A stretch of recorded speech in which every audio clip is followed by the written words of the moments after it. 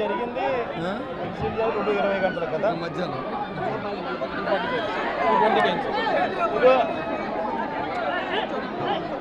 అచ్యుతాపురంలో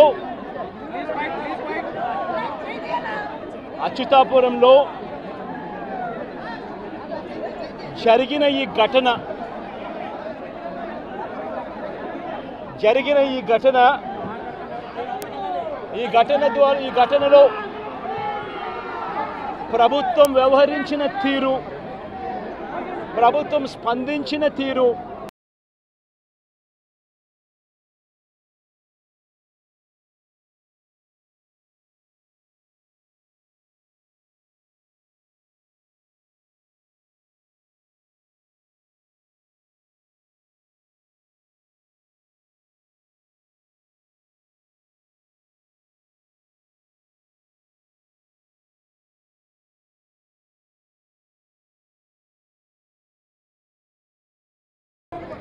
మరి మధ్యాహ్నం 2:20 ఈ ఘటన జరిగితే 2 గంటల ప్రాంతంలో ఈ ఘటన జరిగితే ఈ ఘటనకు సంబంధించి జరిగిన వివరాలను ఒక్కసారి గమనిస్తే ఈ ఘటనలో ప్రభుత్వం స్పందించకూడదు అన్న తాపత్రయము ఎక్కువగా కనిపిస్తూ ఉంది. ప్రభుత్వం 17 మంది చనిపోతే ఈ ప్రభుత్వం మొట్టమొదటిగా సాయంత్రం 4 గంటలకు హోంమంత్రి వచ్చి ప్రెస్ మీట్ను అడ్రస్ చేస్తూ తాను మాట్లాడినప్పుడు కూడా సహాయానికి సంబంధించి పర్యవేక్షించడానికి తాను అనకాపల్లికి వెళ్తున్నాను అన్న మాటలు వాళ్ళ నోట్లో నుంచి రాలేదు. మరో గంట తర్వాత అంటే సాయంత్రం 5 గంటల ఆ ప్రాంతంలో కార్మిక శాఖ మంత్రి ఎవరి పరిధిలోకి వస్తుందో, ఈ డైరెక్టర్ ఆఫ్ ఫ్యాక్టరీస్ అనేది ఎవరి పరిధిలోకి వస్తుందో ఈ కార్మిక శాఖ మంత్రి కూడా ప్రెస్ మీట్ పెట్టి ఎంతమంది చనిపోయారో తెలియలేదు అన్నాడు. వివరాలు లేవు అని మాట్లాడతాడు. తాను కూడా హుటాహుటిన అక్కడికి వెళ్ళాలి అనే తాపత్రయం కూడా చూపించడు. ఘటన జరిగిన తర్వాత ఘటన స్థలానికి కలెక్టర్ ఎప్పుడు పోయాడు, అధికారులు ఎప్పుడు పోయారు, కమిషనర్ ఎప్పుడు పోయారు అన్నది ఒక్కసారి గమనిస్తే ఇంకా బాధ కలిగించే అంశాలు. అధికార పార్టీకి సంబంధించిన నాయకులు ఎప్పుడు పోయారు అని చూస్తే ఇంకా బాధ కలిగించే అంశాలు. కనీసం ఘటన జరిగితే కనీసం అంబులెన్స్ను కూడా కనీసం మొబిలైజ్ చేసి ఆ ప్రాంతానికి తీసుకుని రాని పరిస్థితి. బాధితులు ఎవరైతే ఉన్నారో వాళ్ళందరినీ కూడా కంపెనీకి సంబంధించిన బస్సుల్లో తీసుకొస్తా ఉన్నారు, హాస్పిటల్లోకి తీసుకొని పోయే పరిస్థితి. నేను ఒకసారి తేడా గమనించమని అడుగుతా ఉన్నా. ఇలాంటి ఘటనే ఒకసారి మా ప్రభుత్వ హయాంలో కూడా జరిగింది. ఎల్జీ పాలిమర్స్ అనే ఘటన జరిగింది. కోవిడ్ మహమ్మారి ఉన్న సమయం అది. మేలో జరిగింది. మే 2020 ప్రాంతంలో జరిగింది. ఒకవైపున కోవిడ్ మహమ్మారి ఉన్నప్పటికీ కూడా ప్రభుత్వం ఎలా పలికింది, ఎలా స్పందించింది అని ఒక్కసారి కంపారిజన్ చేయాలి. ఆ ఘటన తెల్లవారుజామున రాత్రి 3:40 తెల్లవారుజామున 3:40కి ఆ ఘటన జరిగితే తెల్లవారుజామున 3:40కి ఆ ఘటన జరిగింది. పట్టపగలు కాదు. జరిగితే 5 గంటలకల్లా కలెక్టర్ స్పాట్లోకి వెళ్ళాడు, కమిషనర్ స్పాట్లోకి వెళ్ళాడు. అంబులెన్స్లు అప్పటికే ముమ్మరంగా మోహరించేసాయి. గవర్నమెంట్ అంబులెన్స్ అన్నీ కూడా తీసుకొచ్చాయి. ప్రతి బాధితునికి కూడా తోడుగా ఉండే కార్యక్రమం జరిగింది. 6 గంటలకల్లా వైఎస్ఆర్ కాంగ్రెస్ పార్టీకి సంబంధించిన సీనియర్ నాయకులందరూ కూడా స్పాట్ మీదకి వెళ్ళారు, తోడుగా ఉండే కార్యక్రమం చేశారు. అదే రోజు 11 గంటలకల్లా, మధ్యాహ్నం కూడా కాదు, మధ్యాహ్నం కాకమునిపే 11 గంటలకల్లా ఏకంగా ముఖ్యమంత్రి అంటే నేనే ఏకంగా స్పాట్లోకి నేనే రావడం జరిగింది. స్పందించిన తీరు గమనించమని అడుగుతా ఉన్నా. వెంటనే 24 గంటల్లోనే ఏకంగా ₹1 కోటి కాంపన్సేషన్ ప్రకటించిన పరిస్థితులు గతంలో ఎప్పుడు జరగల. ఇట్లాంటి ఘటనలు జరిగినప్పుడు గవర్నమెంట్ ఎప్పుడూ కూడా రెస్పాన్సిబిలిటీ తీసుకొని గవర్నమెంట్ ఎప్పుడూ కూడా బాధితుల పట్ల సానుభూతితో ఎప్పుడూ వ్యవహరించలా. ఇంతగా వ్యవహరించిన పరిస్థితులు ఎప్పుడూ లేవు. మొట్టమొదటిసారిగా ₹1 కోటి కాంపన్సేషన్ ఇచ్చిన ఏకైక ప్రభుత్వం మొట్టమొదటిగా వైఎస్ఆర్సీపీ ప్రభుత్వమే, మన ప్రభుత్వమే, జగన్ ప్రభుత్వమే ఇచ్చిందని కూడా చెప్పడానికి కూడా సంతోషపడతా ఉన్నాను నేను. ఇక్కడ 24 గంటల్లోనే ఏకంగా ₹30 కోట్ల అక్కడికి ఇమీడియట్లీ పంపించి బాధితులకు తోడుగా నిలబడడం జరిగింది.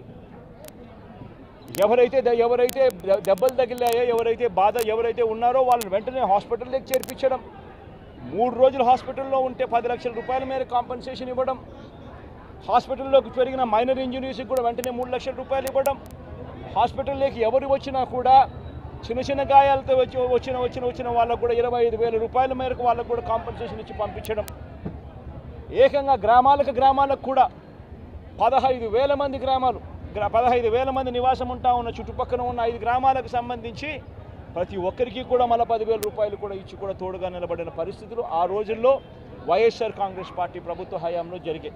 నేను ఇక్కడ ఎందుకు చెప్తా ఉన్నాను అంటే, మనిషి ఒక ప్రభుత్వం అధికారంలో ఉన్నప్పుడు స్పందించే తీరు ఎలా ఉంటుంది అన్నది చాలా ఇంపార్టెంట్. ఈ ఘటనలో చంద్రబాబు నాయుడు గారు ఇక్కడికి వచ్చినప్పుడు ఆయన ప్రెస్ మీట్ చూసి ఆశ్చర్యపోయా.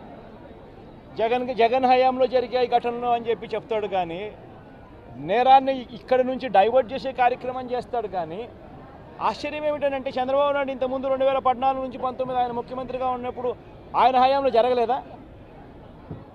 ఈ ఘటనలు ఇటువంటివన్నీ ఎవరి హయాంలో అయినా కూడా జరుగుతాయి.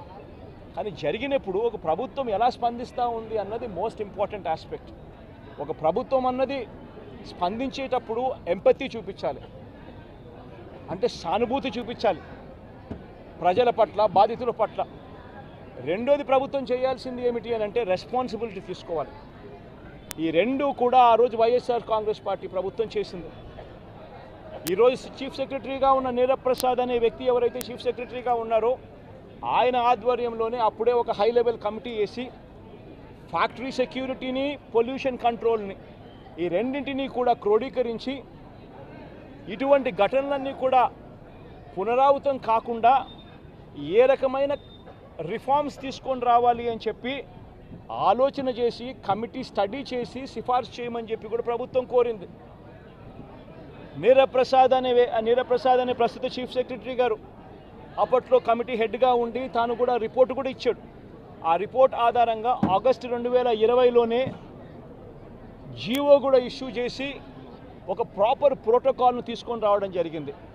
ఆ ప్రోటోకాల్ ఏమిటి అని అంటే, అన్ని రెగ్యులేషన్స్ డిఫరెంట్ సైలోస్లో కాకుండా అన్ని క్రోడీకరించి ఒక చోటుకు తీసుకొచ్చే కార్యక్రమం జరిగింది. ఫ్యాక్టరీ సేఫ్టీకి సంబంధించిన ప్రోటోకాలు, పొల్యూషన్ కంట్రోల్కి సంబంధించిన ప్రోటోకాలు అన్నిటినీ కూడా కలిపి ఒక ప్రోటోకాల్ తీసుకొని రావడం జరిగింది. ఆ ప్రోటోకాల్లో ముఖ్యమైనది ఏమిటి అని అంటే, మొట్టమొదటిసారిగా ప్రతి కంపెనీ కూడా వాళ్ళకి సంబంధించిన సెల్ఫ్ కంప్లయన్స్ రిపోర్ట్ అనేది ఒకటి ఇవ్వాలి అనేది దాంట్లో ముఖ్య ఉద్దేశం. ఒకవేళ సెల్ఫ్ కంప్లయన్స్ రిపోర్టు తయారు చేసే కార్యక్రమంలో ఆ కంపెనీకి నైపుణ్యత లేకపోతే థర్డ్ పార్టీ అక్రిడిటెడ్ ఏజెన్సీని కూడా గవర్నమెంటు అందుబాటులోకి తీసుకొచ్చింది. వీళ్ళ ద్వారా మ్యాండేటరీగా ప్రతి కంపెనీ సెల్ఫ్ కంప్లయన్స్ రిపోర్ట్ అనేది మ్యాండేటరీగా ఇవ్వాలి. ఇచ్చిన తర్వాత ఆ కంప్లయన్స్ రిపోర్టు నిజంగా ఉందా లేదా, నిజంగానే వాళ్ళు ఇవన్నీ ఉన్నాయా లేదా, ఇవి కాక ఇంకా ఫర్దర్గా వాళ్ళు ఏమైనా చేయాల్సినవి ఏమన్నా ఉన్నాయా లేదా అన్నది నిర్ధారించడానికి కోసం ఒక కమిటీ ఇన్స్పెక్షన్ కూడా చేయాలి. ఆ కమిటీలో కూడా అన్ని డిపార్ట్మెంట్స్కి సంబంధించి, అంటే pollution control department, boiler security department, రియాక్టర్స్కి సంబంధించి, ఎలక్ట్రిసిటీకి సంబంధించి, ఫైర్కి సంబంధించి అన్ని డిపార్ట్మెంట్లు క్రోడీకరించి వాళ్ళు ఇన్స్పెక్షన్ కూడా చేస్తారు. చేసిన తర్వాత వాళ్ళు కంపెనీ యాజమాన్యానికి ఫర్దర్గా ఇవి చేయాలి అని చెప్పి ఒకవేళ ఏదైనా ఉంటే అవి కూడా వాళ్ళు ఐడెంటిఫై చేసి కంపెనీ యాజమాన్యానికి వాళ్ళు టైం ఇస్తారు, కంప్లై చేయండి అని చెప్పి. అది 15 రోజులు టైం ఇస్తారు. అంటే కంప్లైన్స్ రిపోర్ట్ వచ్చిన తర్వాత మళ్ళీ వీళ్ళు 1 మంత్ లోపల వీళ్ళు ఇన్స్పెక్షన్ చేసిన రిపోర్ట్ వచ్చిన తర్వాత ఆ ఇన్స్పెక్షన్ రిపోర్ట్లో కంపెనీ ఫర్దర్గా ఏమైనా చేయాల్సి ఉంటే మళ్ళీ వాళ్ళకి 15 రోజులు టైం ఇస్తూ వీళ్ళు మళ్ళీ ఒక రిపోర్ట్ అనేది ఇస్తారు. ఇచ్చిన ఆ రిపోర్టును ఆ 15 రోజుల లోపల వాళ్ళు చేసేట్టుగా జాయింట్ కలెక్టర్ ఆధ్వర్యంలో ఒక జాయింట్ కలెక్టర్కు ఆ రెస్పాన్సిబిలిటీ ఫిక్స్ చేసి జాయింట్ కలెక్టర్ ఆధ్వర్యంలో ఆ ఇన్స్పెక్షన్లో వాళ్ళు చెప్పినవన్నీ జరిగాయా లేదా అని మానిటర్ చేసే రెస్పాన్సిబిలిటీ ఆ జేసీకి ఇస్తుంది. ఈ ప్రోటోకాల్ ఈ సిస్టమ్ ఉంది. ఇది ఒక రిఫార్మ్ కింద ఎల్జీ పాలిమర్స్ ఘటన జరిగిన తర్వాత నీరబ్ ప్రసాద్ గారి ప్రస్తుత చీఫ్ సెక్రటరీ గారు ఆయన ఆధ్వర్యంలో హై లెవెల్ కమిటీ వేసిన తర్వాత ఆయన స్టడీ చేసిన తర్వాత ఆయన ఇచ్చిన సిఫార్సులతో ఈ జీవో ఇష్యూ చేసి ఈ ప్రోటోకాల్ అనేది ఎగ్జిస్టెన్స్లో ఉన్న ఈ జీవోను తూచా తప్పకుండా ప్రభుత్వం గన మానిటర్ చేసి ఉండింటే ఇది జరుగుతుందా లేదా అన్నది గన గవర్నమెంట్లో ఉన్న పెద్దలు మానిటర్ చేసి ఉండింటే చాలు ఇటువంటి ఘటనలు మళ్ళీ పునరావృతం కాకుండా ఉండే పరిస్థితి ఉండేది. కానీ అన్ఫార్చునేట్గా ఏం జరుగుతూ ఉంది, వీళ్ళ ప్రభుత్వం వచ్చిన తర్వాత గత 3 నెలలుగా ఏం చూస్తూ ఉన్నాము అని అంటే వీళ్ళ గవర్నెన్స్ మీద ధ్యాస లేదు. వీళ్ళకు ప్రజలకు సూపర్ 6, సూపర్ 7, సూపర్ 10ల పేరుతో వాళ్ళు ఇచ్చిన మాటల మీద వీళ్ళకు ధ్యాస లేదు. వీళ్ళ ధ్యాస అంతా రెడ్ బుక్ పరిపాలన, వీళ్ళ ధ్యాస అంతా రెడ్ బుక్ తెరచడము, ఎవరెవరికి కక్షలు ఉన్నాయో ఆ కక్షలు తీర్చుకునేదానికి గ్రీన్ సిగ్నల్ ఇవ్వడం. ఇది వీళ్ళ పరిపాలన మీద వీళ్ళ ధ్యాస. వీళ్ళు పెట్టాల్సిన ధ్యాస ఇటువంటి రిపోర్ట్ల మీద, ఇటువంటి కంప్లైంట్స్ మీద, ఇటువంటి ఘటనల మీద ఎవరెవరు ఏమేం చేయాలి అని చెప్పి ప్రోటోకాల్ ప్రకారం జరుగుతూ ఉందా లేదా, ఇవన్నీ జరుగుతున్నాయా లేదా అని చెప్పి చూసుకొని గవర్నెన్స్ రెగ్యులర్గా జరిగి ఉంటే ఈరోజు ఫ్యాక్టరీస్ పరిస్థితి ఇలా ఉండేది కాదు. ఈరోజు ఈ కార్మికులు చనిపోయి ఉండేవాళ్ళు కాదు. ఈరోజు స్కూళ్ళు బాగుపడి ఉండేటివి. ఇంగ్లీష్ మీడియం టోఫుల్ 3వ తరగతిలోనే టోఫుల్ పీరియడ్ని తీసుండేవాళ్ళు కాదు. నాడు నేడు కొనసాగుండేది. గోరుముద్ద కార్యక్రమం బాగా జరుగుతూ ఉండేది. ఇవన్నీ కూడా జరుగుతూ ఉండేటివి. ఒకవైపున స్కూళ్ళు నాశనం అయిపోయాయి, మరోవైపున హాస్పిటళ్ళకి సంబంధించి జనవరి నుంచి రావాల్సిన బిల్లులు, జనవరిలో బిల్లులు ఏదైనా ఉంటే ఫిబ్రవరిలో ఆ బిల్స్ ప్రాసెస్ చేస్తారు, మార్చిలో ఆ బిల్స్కి సంబంధించిన పేమెంట్లు క్లియర్ చేస్తారు. ఆరోగ్యశ్రీ నెట్వర్క్ హాస్పిటల్స్కి సంబంధించి మార్చి 16వ తారీఖున కోడ్ వచ్చింది. ఇక అప్పటి నుంచి జనవరికి సంబంధించిన బిల్లులు పూర్తి జనవరికి సంబంధించినప్పటి నుంచి ఇప్పటిదాకా ఆరోగ్యశ్రీ బిల్లులు నెట్వర్క్ హాస్పిటల్లో ఇవ్వడం లేదు. ఆరోగ్యశ్రీ హాస్పిటల్కు బిల్లులు రావడం లేదు కాబట్టి ఏ పేషెంట్ అయినా హాస్పిటల్కి పోతే ఆ హాస్పిటల్లో ఆ పేషెంట్ డబ్బులు లేక కట్టలేని పరిస్థితిలో, పేషెంట్ అధ్వానమైన పరిస్థితిలో బతుకుతూ ఉన్నాడు. పట్టించుకునే నాతుడు లేడు. పిల్లలకు సంబంధించిన ఫీజు రీయింబర్స్మెంట్ అనే కార్యక్రమం గతంలో వైఎస్ఆర్సీపీ ఉన్నప్పుడు ఏ రకంగా జరిగేది? ప్రతి 3 నెలలకు ఒకసారి, ప్రతి త్రైమాసికం అయిపోయిన వెంటనే ఫీజు రీయింబర్స్మెంట్ కింద విద్యా దీవెన అన్నది ఆ తల్లుల ఖాతాల్లోకి జమ అయ్యేది. ఈరోజు 2 క్వార్టర్స్ అయిపోయాయి, 2 త్రైమాసికాలు అయిపోయాయి. జనవరి, ఫిబ్రవరి, మార్చు, ఏప్రిల్, మే, జూను. ఇప్పుడు 3వ త్రైమాసికం కూడా జూలై, ఆగస్ట్, సెప్టెంబర్ కూడా అయిపోవస్తూ ఉంది దాదాపుగా. ఇంతవరకు పిల్లలకు సంబంధించిన ఫీజు రీయింబర్స్మెంట్ బకాయిలు ఇంతవరకు రూపాయి కూడా ఇవ్వాల. పిల్లల్ని ఈరోజు కాలేజీలలో చేరేటప్పుడు కాలేజీ యాజమాన్యాలు ప్రభుత్వం ఎప్పుడు ఇస్తుందో లేదో తెలియదు, మీరు ఫీజులు కట్టాల్సిందే అని చెప్పి ఒకవైపున ఫీజులు డిమాండ్ చేస్తూ ఉన్నాయి కాలేజీ యాజమాన్యాలు, మరోవైపున పిల్లలకు సర్టిఫికెట్లు మేము మీరు ఫీజులు కట్టకపోతే అని చెప్పి పిల్లల మీద ఒత్తిడి తీసుకొస్తూ ఉన్నాయి కాలేజీలు. పట్టించుకునే పరిస్థితి లేదు. వ్యవసాయం ముమ్మరంగా సాగుతూ ఉంది. రైతులందరికీ కూడా పెట్టుబడి సహాయం కింద 20,000 రూపాయలని ఇస్తానన్నాడు. ఆ పెట్టుబడి సహాయం ఏమైందని రైతు అడుగుతూ ఉన్నాడు. గతంలో కనీసం 13,500 వచ్చేది. ఈరోజు పెట్టుబడి సహాయం కింద 20,000 ఇస్తానన్నాడు. ఇంతవరకు రూపాయి ఇలా పెట్టుబడి సహాయం పోయింది. రైతులకు సంబంధించి ఇన్సూరెన్స్ సొమ్ము, రైతులకు ఇంతకుముందు ఉచితంగా పంటల బీమా వచ్చే పరిస్థితి నుంచి ఆ ఉచితంగా కట్టాల్సిన పంటల బీమాకు సంబంధించి మామూలుగా ప్రతి సంవత్సరం ఏప్రిల్, మేలో ఆ ఇన్సూరెన్స్ ప్రీమియం కట్టాలి.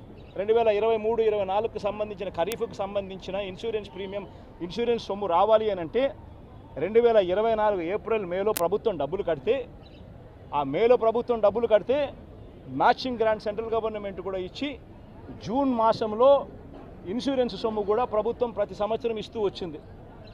ఆ ప్రక్రియను పూర్తిగా నాశనం చేశారు. ఇన్సూరెన్స్ సొమ్ము కూడా రాని పరిస్థితిలో ఈరోజు రైతన్న ఉన్నాడు. ఉచిత పంటల బీమా గాలికి ఎగిరిపోయింది. ఈ క్రాప్ అనేది గాలికి ఎగిరిపోయింది. రైతులందరూ కూడా ఈరోజు క్యూలలో నిలబడతా ఉన్న పరిస్థితులు కనబడతా ఉన్నాయి. కనీసం ఎరువులు కావాలన్నా, విత్తనాలు కావాలన్నా దారుణమైన పరిస్థితిలోకి వెళ్ళిపోయింది.